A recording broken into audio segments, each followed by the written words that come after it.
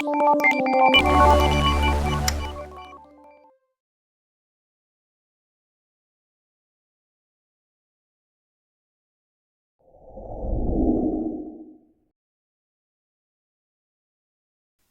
smart.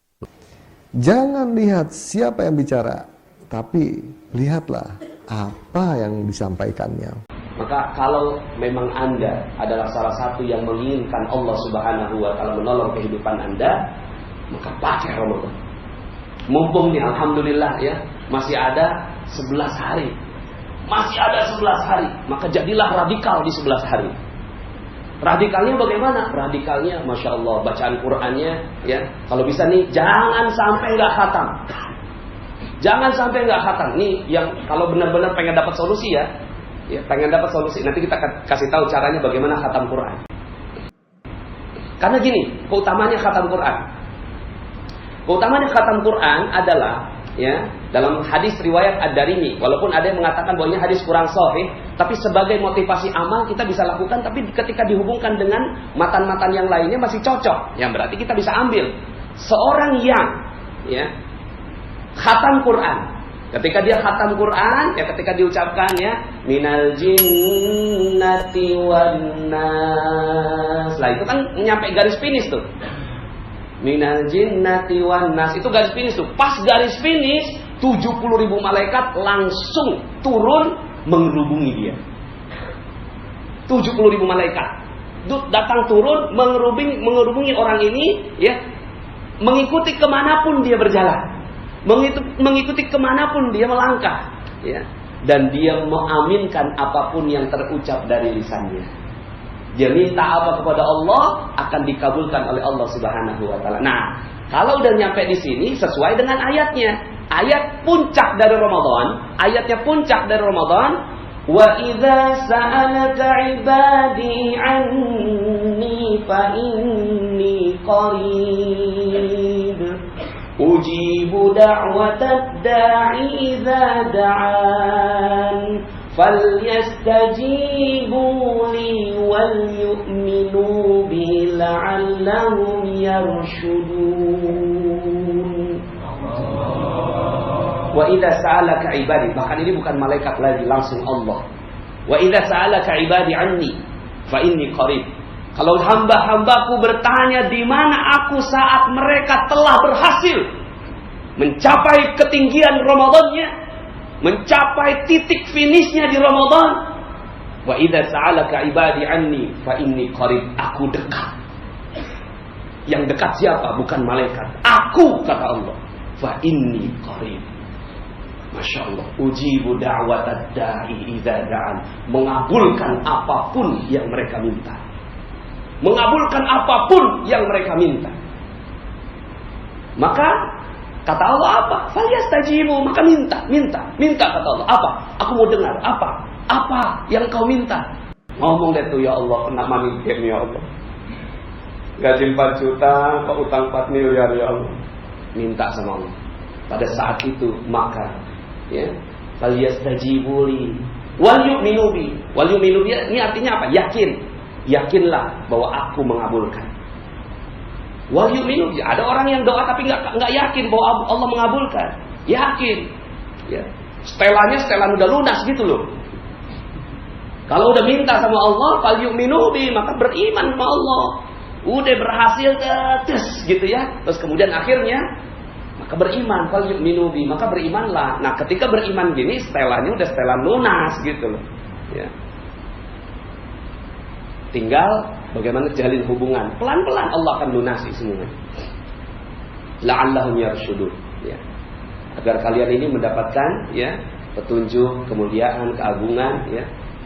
Nah, Bapak Ibu yang dirahmati Allah Subhanahu wa Ta'ala, maka ya dengan adanya seperti ini akhirnya Imam Syafi'i udah tahu nih tuh ya, mengerubungi dia. Kalau dia khatamnya malam, maka dikerubungi sampai pagi hari. Kalau dia khatamnya pagi, dikerubungnya sampai malam. Akhirnya Imam Syafi'i udah tahu kayak begini nih, akhirnya dia 2 kali khatam dalam sehari. Supaya apa? Supaya malaikatnya kagak kabur-kabur. Malaikatnya emang udah mengerubungi setiap saat di Ramadan. Karena cuma Ramadan aja nih, ya, yang memang bisa kita optimal seperti ini. Akhirnya 2 kali khatam, Bapak Ibu. Masya Allah, 2 kali khatam kayak apa ya? Bacaannya kayak apa? Ya, ada hadis yang mengatakan bahwa, ya, Rasulullah SAW didatangi oleh sahabat, lalu kemudian saya bisa ya Rasulullah mengkhatamkannya sehari. Enggak, kata Rasulullah, khatamkan Al-Quran itu dalam 1 bulan. Kita bisa lebih cepat dari itu ya Rasulullah, 10 hari. Ya, nggak boleh lebih dari 10 hari. Kita bisa lebih cepat dari itu ya Rasulullah, 7 hari. Kita bisa lebih cepat dari itu ya Rasulullah, 3 hari. Jangan lebih cepat dari itu ya, karena nanti engkau tidak akan paham maknanya. Ya. Nah, ini para sahabat akhirnya menetapkan bahwa di bulan lain selain Ramadan itu tidak diperbolehkan mengkhatamkan, ya, Al-Quran itu lebih cepat dari 3 hari. Akhirnya mereka khatamnya 3 hari. Tapi di Ramadan beda, bukan ngejar kepahaman, tapi ngejar fadilah, ya, finishnya. Ketika ditanyakan ya Rasulullah, apa amal yang paling utama? Kata Rasulullah, al-hal wal murtahal. Apa itu al-hal wal murtahal ya Rasulullah? Engkau baca dari alif lam mim sampai an-nas, balik lagi alif lam mim sampai an-nas, balik lagi alif lam mim sampai an-nas. Kau lakukan sepanjang hidupnya, itu namanya al-hal wal murtahal. Nah, Bapak Ibu yang dirahmati Allah, maka Imam Syafi'i menjadikan al-hal wal murtahalnya, ya, di bulan Ramadan. Maka beliau mengkhatamkan 2 kali Al-Quran dalam waktu satu hari. Nah, kelihatannya kan, oh, Imam Syafi'i kan jauh, Ustaz. Ya, kita ambil yang dekat dah. Namanya Kiai Haji Usman Alaidrus, itu salah satu yang saya tahu. Saya tahu Ustaz, ya, dapat dari informasi dari guru saya dari anaknya Kiai Haji Usman Alaidrus ini. Beliau orang Bandung, meninggalnya tahun 1985. Jadi baru aja meninggal. Beliau kalau di Ramadan, beliau selalu mengkhatamkan Quran 1 kali dalam sehari.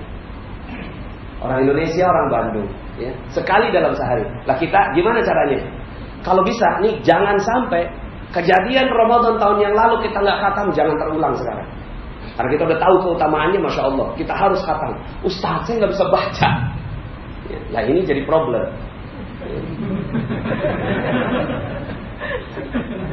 Ya, tapi it's okay, gak apa-apa. Allah maha pemurah. Yang bisa khatam, kejar. Yang bisa khatam nih kejar, ya. Kalau nggak bisa, maka cari orang-orang yang bacanya khatam, lalu baca bersama mereka. Contohnya, ya, contohnya orang-orang pada datang ke Masjidil Haram tuh. Di Masjidil Haram, ya, Bapak Ibu silakan kalau ada yang mau datang malam 27 Ramadan. Itu malam 27 Ramadan memang khatam Quran. Khatam Quran, ya, itu semuanya udah pada nunggu dari sejak zuhur, semuanya pada datang, udah ditutup sama tentara, nggak boleh masuk lagi kalau lewat dari zuhur. Saking penuhnya. Lalu kemudian mereka semua nungguin sampai malam hari ketika imam, ya, dan biasanya kalau yang seperti ini langsung imamnya yang pimpin adalah, ya, Imam As-Sudais. Ya. Sekarang beliau alhamdulillah masih hidup, masih ada. Biasanya beliau yang mimpin. Nah itu ketika udah ngomong kayak gini nih, minal jinnati wan nas, itu tangisan. Masya Allah, semua nangis di sana semuanya. Masya Allah, karena mereka tahu ini finish. Ya. Di titik itulah Allah Subhanahu wa Ta'ala turun kepada manusia dan ingin mendengarkan apa permintaannya. Ruku, bangun lagi, pas bangun, ya. Silakan dilihat rekamannya, doa khatmil Qur'annya para imam Masjidil Haram di malam 27 Ramadan. Setengah jam nangis semuanya, nggak ada mereka, ya, berdiri semua minta ampun kepada Allah, mengaminkan. Nah, untuk orang-orang yang nggak sanggup mengkhatamkan sendiri, cari temennya. Temennya siapa? Imam-imam yang ada di depan. Makanya kalau di Indonesia belum sih ya, yang tarawihnya sejuz sehari. Itu salah satu cara memang. Salah satu caranya kalau ada, ya, cari yang sejuz sehari, terus pantengin aja udah. Ya Allah, saya ini nggak bisa baca Quran, cuma ya Allah, ya, mudah-mudahan saya dengan berdiri begini saya dapat pahala khatam Quran. Ya. 1 juz sehari. Kalau Baitul Ihsan 3 juz. Baitul Ihsan 3 juz malam, itu pas 10 hari terakhir kan. Memang begitu keutamaannya. Ngejar sampai orang-orang yang ada di sana itu kan biasanya mereka itikaf 10 hari di sana, terus kemudian 3 juz semalam untuk apa? Ngejar al-hal wal murtahal. Ngejar tuh saat dimana Allah datang, fa inni qarib. Nah, Bapak Ibu yang dirahmati Allah, terus kalau nggak bisa lagi gimana? udah nggak kuat begitu, ya. Ada juga cara misalnya tadarus bareng. Itu dah tuh jauh lebih mudah kayaknya. Ya, bareng-bareng. Atau misalnya begini, kalau udah nggak bisa bareng-bareng nih, ya, bagi dah tuh, ya. Yuk kita, ente bisa nggak khatam? Nggak bisa, ya. Bagi deh, ente juz berapa, ana juz berapa, ente juz berapa, 30 juz dibagi-bagi bareng-bareng nih. Ya, 30 juz bagi bareng-bareng. Ya. 30 juz bagi bareng-bareng, ada 30 orang, atau kalau saya 15 orang, masing-masing 2 juz. Dibaca dah tuh, 4 hari nggak apa-apa dah. 4 hari nih, mumpung nih, atau 2 kali khatam. Yuk kita nih, kan sekarang grup WhatsApp bisa 256. Ya, ajak tuh teman-teman grup WhatsApp, aku mau khataman Quran nih. Yuk siapa yang mau ikut, kita bareng yuk gitu. Bagi deh tuh, ya. Dari tanggal sekian sampai tanggal sekian kita mau khataman, ya, berapa kali? Misalnya katakanlah 3 kali khatam, ya. Bareng-bareng tuh. Pas. Kalau bisa ketemu tuh, kalau bisa ketemuan, ya, kumpul yang namanya majelis khatmil Quran. Kumpul, sisain dikit tuh juz 30-nya, sisain Al-Hakumut datu sampai akhir 10 surat. Al-Hakumut Takatsur baca bareng-bareng. Nah, pas baca bareng-bareng, minal jinnati wan nas, beriman bahwa Allah turun pada saat itu. Dan minta sama Allah, ya Allah, proyek saya kagak beres ya Allah. Ya Allah, utang saya kagak beres ya Allah. Ya Allah, piutang saya kagak beres ya Allah. Ya. Memang sih ya Allah, aku tuh sebenarnya inginnya mendapatkan akhirat. Tapi engkau menjanjikan bahwa kami juga bisa meminta duniamu. Maka minta dunia. Minta dunia boleh nggak? Minta dunia sama Allah boleh nggak? Banyak orang yang bilang kayak gini, Ustaz, kalau beribadah mah, ya kita mau beribadah aja untuk Allah, untuk surga gitu. Ya, ngapain kita minta buat dunia? Terlalu rendah, terlalu remeh gitu. Terus solusi ente kalau ente ada masalah ngomongnya sama siapa? Sama bos. Ya. Akhirnya solusinya minta sama bos. Ya, penting minta sama Allah. Kalau memang kita, ya, ada keinginan, ya. Nah, maka Bapak Ibu yang dirahmati Allah, mudah-mudahan, ya, Ramadan kali ini menjadi keajaiban buat kita semua. Ada harapan yang besar dari diri kita semua. Semoga Allah Subhanahu wa taala berkahi hidup kita di 11 bulan yang berikutnya. Ya, jangan sampai Ramadan ini lewat lagi, ya. Kalau kita ingin mengetahui betapa Allah Subhanahu wa taala maha dahsyat memberikan rezekinya, ya, insyaallah ya minimal kita dapatlah 5 miliar per bulan lah. Amin. Percaya nggak 5 miliar per bulan? 5 miliar per bulannya kalau kita yakin kepada Allah Subhanahu wa taala. Terakhir, setiap saya ceramah tentang seperti ini ada aja yang ngomong, Ustaz, dia tuh kagak pakai khataman Quran, Ustaz. Nggak pakai beriman, nggak pakai sholat, nggak pakai zakat, kaya juga. Ya, makanya ceramah kayak gini kadang-kadang mentalnya mobilif yang kayak gitu tuh. Ya, pas dia lihat ada orang nggak Islam, non Muslim, dia dapat kaya, ya ilmunya beda. Ilmunya adalah mereka sepanjang hidupnya dengan kepercayaan agama kita, inna syirka la zulmun azim. Sesungguhnya orang-orang yang syirik kepada Allah melakukan kezaliman yang besar. Tapi pernah nggak orang-orang yang zalim, orang-orang yang tidak mengakui Allah sebagai Tuhannya, pernah nggak berbuat baik? Ini bikin mic, bikin handphone, bikin gedung ini perbuatan baik. Ngasih makan kucing, ngasih makan burung, menyeberangin nenek di jalan, ya. Bantu panti yatim dan seterusnya. Ini perbuatan baik. Maka Allah Maha membalas perbuatan baik. Allah nggak mau kalau ada orang berbuat baik nggak dibalas sama Allah. Itu Allah, ya. Cuma Allah tidak rela membalasnya di akhirat, dibalas di dunia. Dibalas di dunia. Maka mereka berbuat baik sedikit dikasih sama Allah, berbuat baik sedikit dikasih sama Allah.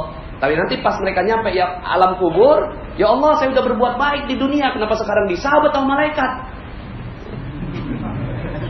Iya, terus kemudian kata Allah, kan udah kemarin waktu di dunia kan ente dapat kaya. Oh iya, udah selesai.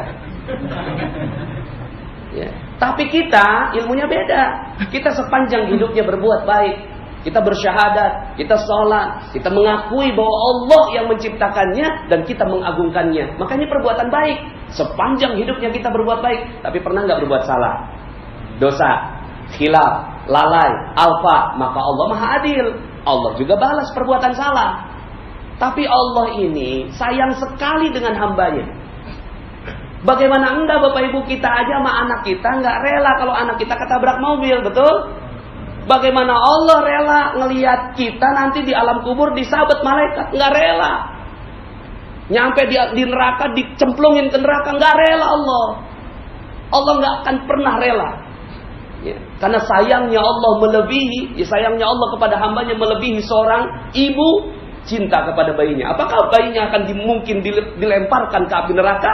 Begitu tanya Rasulullah SAW kepada para sahabat ketika melihat seorang ibu lagi gendong anaknya.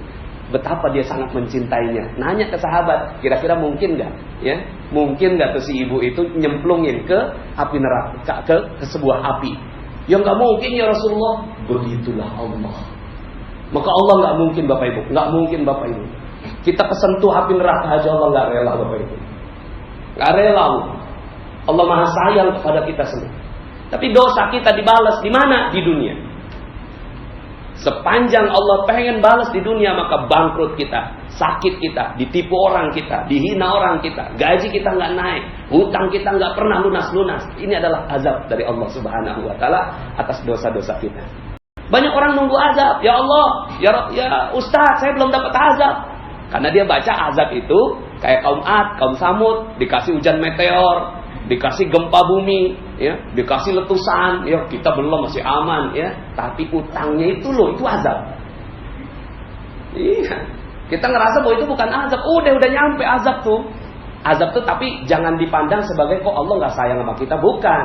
Dosa kita dituker sama azab. Dosa kita dituker sama azab. Maka, ya, sekarang pertanyaannya nih Bapak Ibu, ada 3 pilihan buat kita. 1, kaya raya di dunia.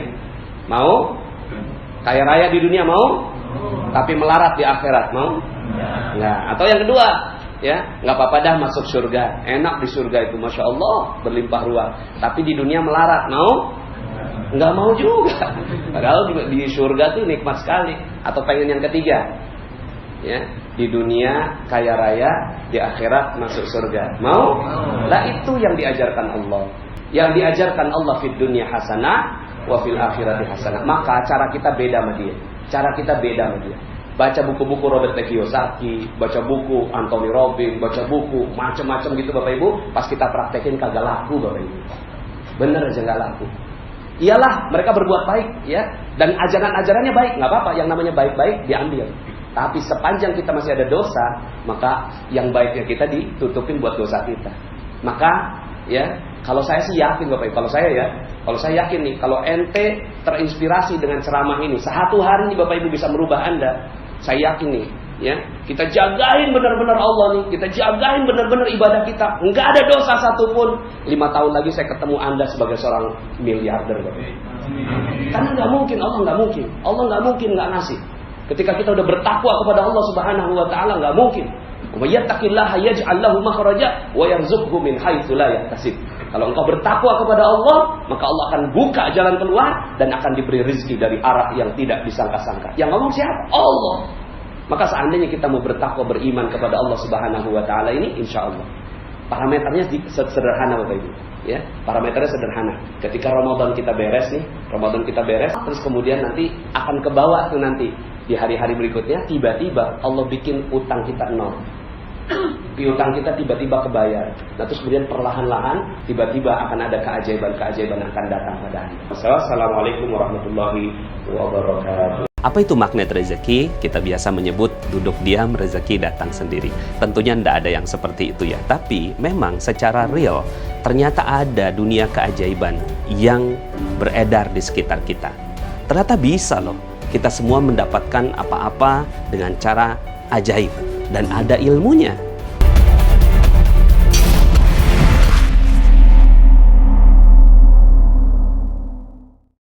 Hai guys, jangan lupa subscribe YouTube channelnya ya.